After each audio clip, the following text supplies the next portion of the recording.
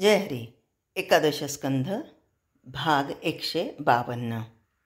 नाथ महाराजांनी 11व्या अध्यायात संतांची लक्षणं जवळजवळ 30 लक्षणं सांगितली आहेत. त्याचा थोडक्यात विचार आपण करण्याचा प्रयत्न करूया. भक्ती साध्य होण्यास संतांची किंवा सद्गुरूंची सेवा हा रामबाण उपाय आहे. सद्गुरू माणूस नसून परमात्मरूप आहे ही भावना ठेवावी आणि त्यांनी सांगितलेल्या मार्गानं मनापासून साधन करावं. असं साधन केलं असता भगवंताची दिव्य सनातन भक्ती आपोआप घरी चालत येते.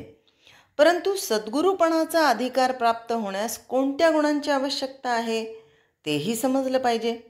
वास्तविक संतांची लक्षणं अपार असून सगळी सांगणं अशक्य असल्यामुळं त्यापैकी काही निवडक गुणांचं वर्णन करण्याचा आपण प्रयत्न करूया. कृपालुता हा संतांचा गुण की कृपालुता ज्यामुळं आपल्याला दुःख होतं ते दुसऱ्याला कधी न करणं आणि ज्यामुळं आपल्याला सुख होतं तेच सगळ्यांना करणं हीच कृपालुता होय. कृपाळू मनुष्य अत्यंत दयाळू असतो. सर्वांचा जीव आपल्या जीवात घालतो, सगळ्यांवर सारखी कृपा करतो आणि त्यांचं दुःख हरण करून त्यांना सुख देतो. आता एकानंतर एक आपण या गुणांचा विचार करूया. यानंतर अद्रोहता म्हणजे सगळ्यांच्या ठिकाणी भगवंत भरलेला पाहिल्यानं कोणाचाही द्वेष मनात न धरणं, म्हणजे कोण्याही जीवाचा न करावा मत्सर, अशाप्रमाणे मनात द्वेष मत्सर न धरणं ही अद्रोहता होय. देहावर काही आपत्ती आली तर प्रारब्धाचा क्षय होत आहे असं मानून संकट आणणाऱ्यावर न रागावता शांत राहणं याला अद्रोहता म्हणतात. नाहीतर आमचा स्वभाव कसा असतो, हे असं झालं, ते तसं झालं, ते तुमच्यामुळं, ते तुझ्यामुळं, तू आली नसती तर असं घडलं नसतं, मांजर आडवी गेली म्हणून असं झालं, तुझ्या घरातली मांजर आली म्हणून आडवी गेली, अरे अरे अरे अरे त्याला काही विचारूच नका. यदा कदाचित अशा काही घटना घडल्या की जेणेकरून असं वाटतं की हे संकट आहे, तर त्यावेळेस न रागवता प्रारब्धाचा क्षय होतोय हा शांतपणे विचार करायचा आणि न रागवता शांत राहायचं, ती अद्रोहता. यानंतर तितिक्षा. तितिक्षा म्हणजे शांती. शांती हे संतांचं वैभव आणि त्यातल्या त्यात नाथांना तर शांती ब्रह्मच म्हणलेलं आहे ना. आता ते तर तो यवन आला, त्यांच्या अंगावर 108 वेळेस गुळणा केला, पान खाऊन थुंकला, हे सगळ्यांनाच माहिती आहे. म्हणून त्यांना शांती ब्रह्म म्हणलेलं. शांती म्हणजे, आणि त्यांच्या आयुष्यामध्ये त्यांच्या चरित्रामध्ये कित्येक जणांनी त्यांना राग येण्यासारखे प्रसंग केले, पण नाथ महाराजांनी त्या सगळ्या गोष्टींचा इतका शांतपणे विचार केला आणि त्या समोरच्या माणसाची मानसिकता जाणून घेतली, म्हणून त्यांना शांती ब्रह्म म्हणलं गेलं. आणि शांती म्हणजे काय तर अनिवार सहनशीलता, भित्रेपणा नाही बरं का. त्या व्यक्तीची परिस्थिती समजून घेणं म्हणजे सहनशीलता. नाहीतर आम्ही बायका कधी कधी काही जणींच्या तोंडातून निघतं, बाई इतके वर्ष झाले सहन केलं, आता नाही सहन करणार. मग ते द्रोह वृत्ती, म्हणजे आता मी काय, म्हणजे मी म्हणजे काय, आता मी दाखवते माझा हिसका. म्हणजे आत्तापर्यंत जे केलं ते सहनशीलता नव्हती, तर ते एक मनामध्ये विध्वंसक वृत्ती निर्माण होत होती. तर संतांचं तसं नसतं. लोकांनी त्रास दिला तरी कोणाचंही चांगलं वाईट न म्हणता आपली शांती टिकवणं ही तितिक्षा समजावी. यानंतर सत्य. व्यवहारी जगात सत्य अल्पायुषी असतं. म्हणजे कसं, जन्मल्याबरोबर त्याचा मृत्यू व्हायचा. कुणाचा? सत्याचा. कारण ते कुठेच वाढीला लागत नाही. आता बघा, कोर्टामध्ये साक्ष देताना किती चुकीची साक्ष दिल्या जाते. कशावर हात ठेवतात? गीतेवर. आणि गीतेवर हात ठेवून काय म्हणतात? मैं जो भी कहूँगा सच कहूँगा, सच के सिवा कुछ नहीं कहूँगा. असं म्हणतात खरं, पण खरंच सत्य बोलतात का हो? नाही. आणि म्हणून व्यवहारी जगात सत्य अल्पायुषी असतं. जन्मल्याबरोबर त्याचा मृत्यू व्हायचा, ते कुठेच वाढीला लागत नाही.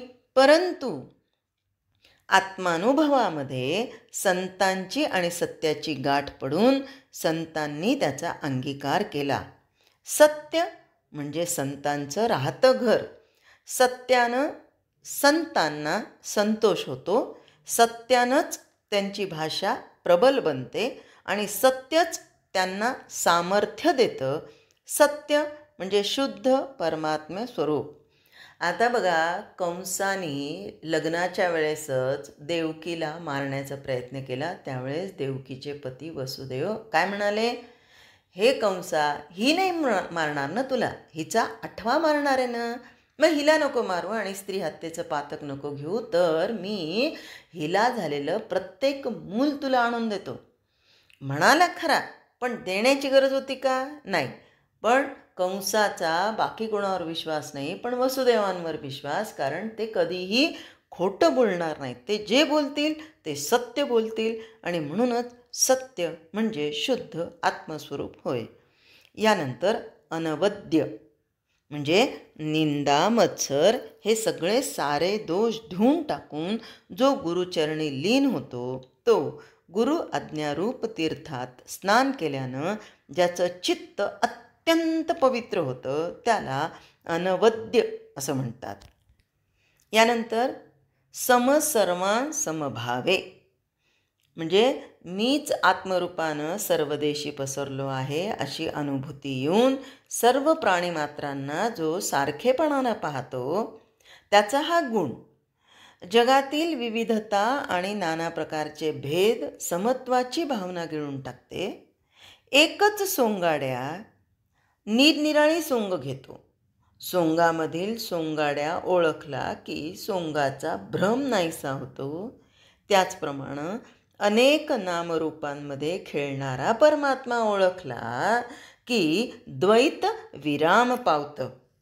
आणि मग काय होतं, सुख दुःख भया भय ही जी सगळी द्वंद्व आहेत ती विरघळून जातात. म्हणून समसर्वा समभावे हा गुण संतांचा आहे. यानंतर परोपकार. पर उपकार, आपपर भाव न ठेवता सगळ्यांवर उपकार करणं एवढंच जो जाणतो तो संत समजावा. म्हणजे हा दुसऱ्यांना कोणी पर म्हणजे परका असं मानतच नाही ना. म्हणून तो काय करतो तर सगळ्यांवर उपकार करतो. परका हा माझा हा तुझा नाही. जो जशी श्रद्धा धरतो त्याला संत तसंच सुख देतो. दुष्ट त्याचा धिक्कार करतात, भक्त त्याचा समागम करून आत्मलाभ पावतात, पण संत स्वतः दोघांना समभावानंच पाहतो. हा संतांचा गुण परोपकार.